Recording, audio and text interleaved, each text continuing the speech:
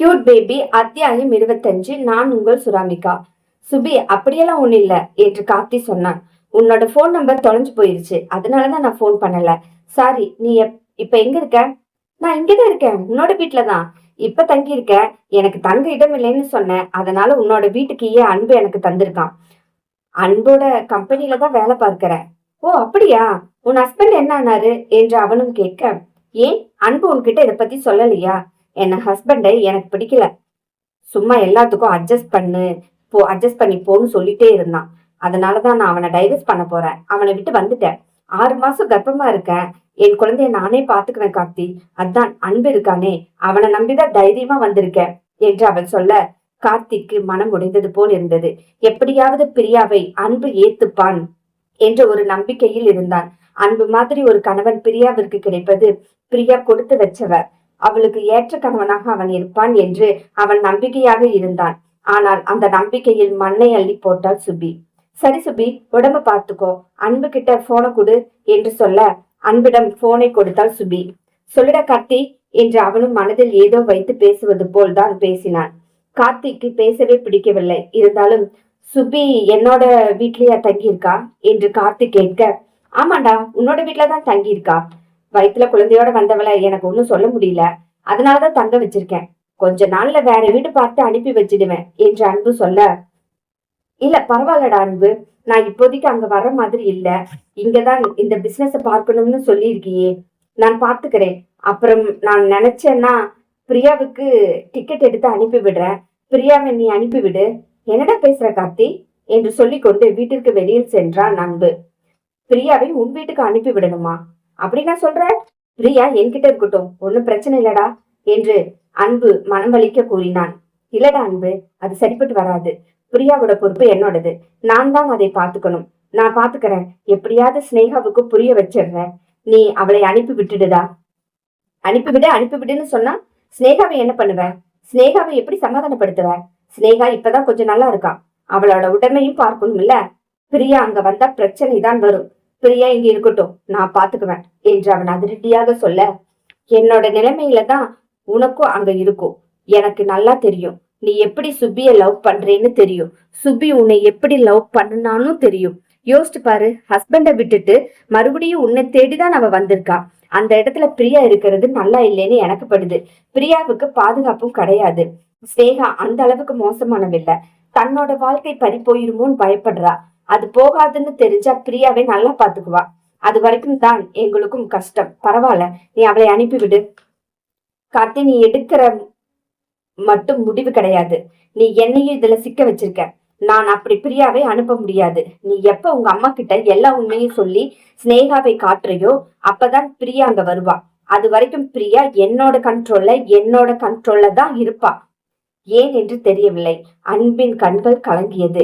அவன் பேசிய வார்த்தைகள் அவனா பேசியது என்று கூட அவனுக்கு தெரியாத அளவிற்கு கண்கள் கலங்கி போய் தடுமாறி பேசினான். அவன் ஆள் மனதிற்குள் பிரியா தன்னுடன் இருந்து பிரிந்து போகக்கூடாது என்ற ஒரு உணர்வு. கார்த்தி மறுபடியும் பிடிவாதமாக அனுப்பிவிட சொல்ல அவனும் முடியாது என்று சொல்ல பிரச்சனையானது. இங்க பாரு கார்த்தி, நீ எப்ப உங்க அம்மா கிட்ட சொல்வியோ அப்ப நான் என் பொண்டாட்டிய உன்கிட்ட அனுப்புறேன் என்று அவன் பொண்டாட்டி என்று சொன்ன வார்த்தையில் கார்த்தி அடங்கி போய் நின்றான். அவன் அதற்கு மேல் எதுவும் பேசாமல் பிரியாவிடம் போனை கொடுக்க சொன்னான். இல்ல, நான் போன் அவகிட்ட கொடுக்க மாட்டேன். நீ அவகிட்ட பேச வேண்டாம்.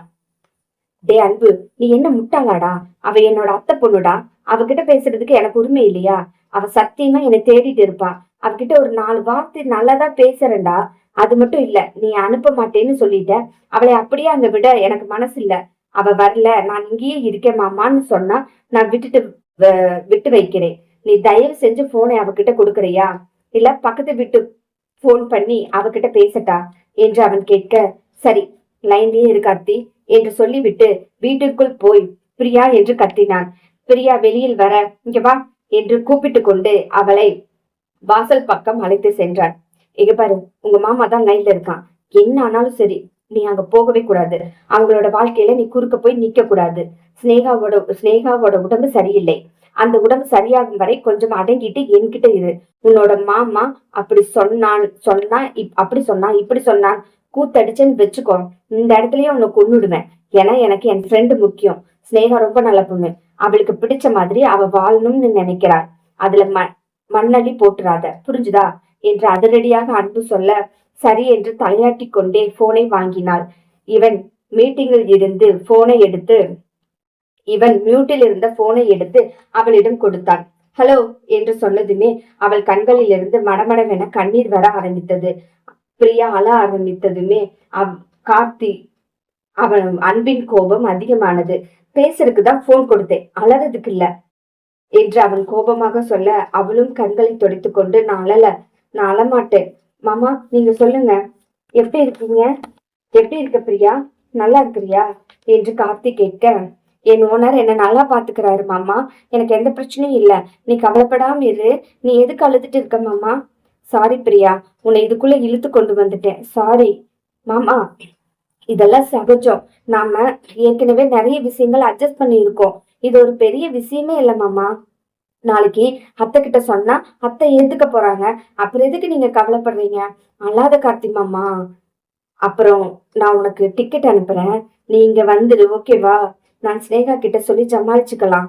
வேண்டாம் மாமா, பாவம் ஸ்னேகா, அவங்கள நீங்க பாத்துக்கோங்க மாமா.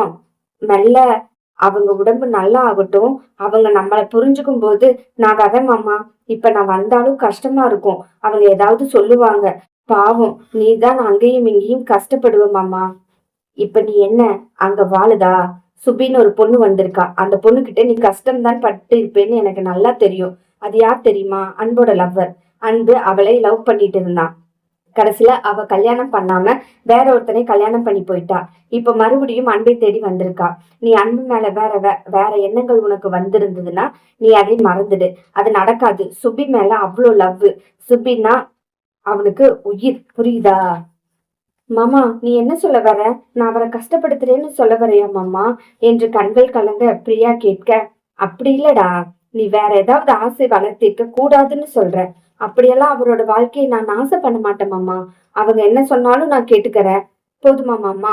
நீ அப்படி நினைக்காத, நான் யாரோட வாழ்க்கையும் கெடுக்க மாட்டேன் மாமா என்று அழுது கொண்டே சொன்னாள். அவள் ஏன் அழுகிறாள் என்று அவளுக்கே தெரியவில்லை.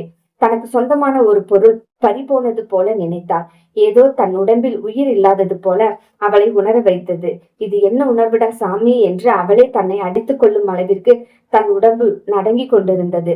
சற்றென்று போனை பிடுங்கி, ஓகேடா கார்த்தி, நீ போனை வை, அதான் பேசிட்டல, உனக்கு சந்தோஷம் தானே? அவ இப்போது வரலியாம், அவ என் கூட தான் இருப்பாளாம், நீ ஒழுங்கு மரியாதையா ஸ்னேகாவை பார்க்கிற வழிய பாரு என்று சொல்லி பட்டென்று போனை வைத்தான்.